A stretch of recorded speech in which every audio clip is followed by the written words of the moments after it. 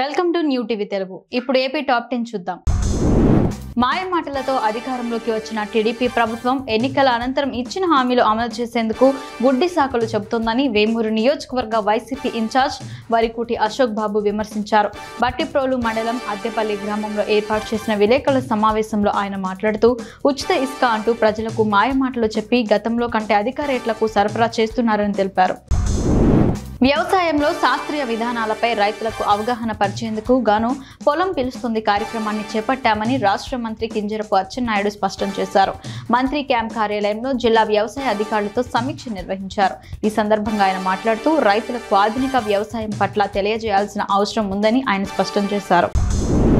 నిజాంపట్నంలో పర్యాటక రంగం, ఆక్వా రంగం అభివృద్ధికి చర్యలు తీసుకుంటున్నామని బాపట్ల జిల్లా కలెక్టర్ జె వెంకటమురళి చెప్పారు. సూర్యలంక ఆదర్శ్ నగర్ బ్రిడ్జి వద్ద నుంచి నిజాంపట్నం హార్బర్ వరకు బకింగ్హామ్ కెనాల్లో 14 కిలోమీటర్ల మేర మోటరైజ్డ్ బోట్లో జిల్లా కలెక్టర్ విస్తృతంగా పర్యటించారు. నిజాంపట్నం హార్బర్ నిర్మాణ పనులు, ఆక్వా పార్క్ ప్రతిపాదిత అభివృద్ధి ప్రాంతాన్ని ఆయన స్వయంగా పరిశీలించారు. నార్పల మండల పరిధిలోని గూగుడు కులాయి స్వామిని మడకశిర ఎమ్మెల్యే ఎంఎస్ రాజు దర్శించుకున్నారు. అనంతరం స్వామివారికి ప్రత్యేక పూజలు చేసి తీర్థ ప్రసాదాలను స్వీకరించారు. ఈ కార్యక్రమంలో ఎమ్మెల్యేతో పాటు కాపు కార్పొరేషన్ మాజీ డైరెక్టర్ రాయల్ మురళి, పలువురు టీడీపీ నాయకులు పాల్గొన్నారు. తిరుమల శ్రీవారి సుప్రభాత సేవలో పలువురు పోలీస్ అధికారులు దర్శించుకున్నారు. వీరిలో రాష్ట్ర డీజీపీ ద్వారకా తిరుమలరావు, కడప ఎస్పీ హర్షవర్ధన్ రాజు, రాజమహేంద్ర వర్మ, జిల్లా నూతన ఎస్పీ నరసింహ కిషోర్లు కుటుంబ సభ్యులతో కలిసి స్వామివారి సేవలో పాల్గొని దర్శించుకున్నారు. వీరికి ఆలయ అధికారులు స్వాగతం పలికి దర్శనం ఏర్పాట్లు చేశారు. దర్శనం అనంతరం ఆలయ రంగనాయక మండపంలో ఆలయ అధికారులు తీర్థ ప్రసాదాలు అందజేశారు. ఏపీకి ప్రత్యేక హోదా కోసం ఎన్డీఏ ప్రభుత్వాన్ని ప్రజలు నిలదీయాలని మాజీ మంత్రి శైలజానాథ్ అన్నారు. కర్నూలు నగరంలోని జిల్లా కాంగ్రెస్ పార్టీ కార్యాలయంలో ఆయన విలేకరులతో మాట్లాడుతూ 10 సంవత్సరాలలో చంద్రబాబుతో పాటు జగన్ రాష్ట్రానికి ప్రత్యేక హోదా తీసుకురావడంలో విఫలమయ్యారని అన్నారు. కాంగ్రెస్ పార్టీ జిల్లా అధ్యక్షుడు బాబురావు, మాజీ ఎమ్మెల్యే మురళి ఉన్నారు.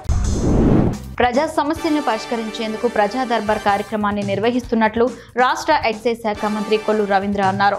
మచిలీపట్నంలోని స్థానిక జువారుపేట మంత్రి కార్యాలయం వద్ద ప్రజా దర్బార్ కార్యక్రమాన్ని నిర్వహించారు. ప్రజల వద్ద నుండి మంత్రి స్వయంగా అర్జీలు స్వీకరించారు. ప్రజల నుండి వచ్చిన సమస్యలను వెంటనే పరిష్కరించాలని అధికారులను మంత్రి ఆదేశించారు. పొన్నూరు పట్టణానికి చెందిన డాక్టర్ సజ్జా చంద్రమౌళి 97వ జయంతి కార్యక్రమం పొన్నూరు పట్టణంలో ఘనంగా నిర్వహించారు. తొలుత ఆయన విగ్రహానికి తనయుడు డాక్టర్ రవీంద్రనాథ్, మాజీ మున్సిపల్ చైర్పర్సన్ హేమలత, బీజేపీ నాయకులు వెంకట్రావు పలువురు పూలమాలలు వేసి నివాళులర్పించారు. 2 పర్యాయాలు చీరాల నియోజకవర్గానికి ఎమ్మెల్యేగా గెలిచి వీవర్స్కు ఎనలేని సేవలు చేశారని ఈ సందర్భంగా కొనియాడారు. రాజకీయ నాయకుల వల్లే ప్రజలకు ఇబ్బందులు కలుగుతున్నాయని యలమంచిలి ఎమ్మెల్యే సుందరపు విజయకుమార్ అన్నారు. అచ్యుతాపురం మండలం మడుతూరు గ్రామంలో నిర్వహించిన విజయోత్సవ సభలో ఆయన ముఖ్య అతిథిగా పాల్గొన్నారు. ఈ సందర్భంగా ఆయనను ఘనంగా సత్కరించారు.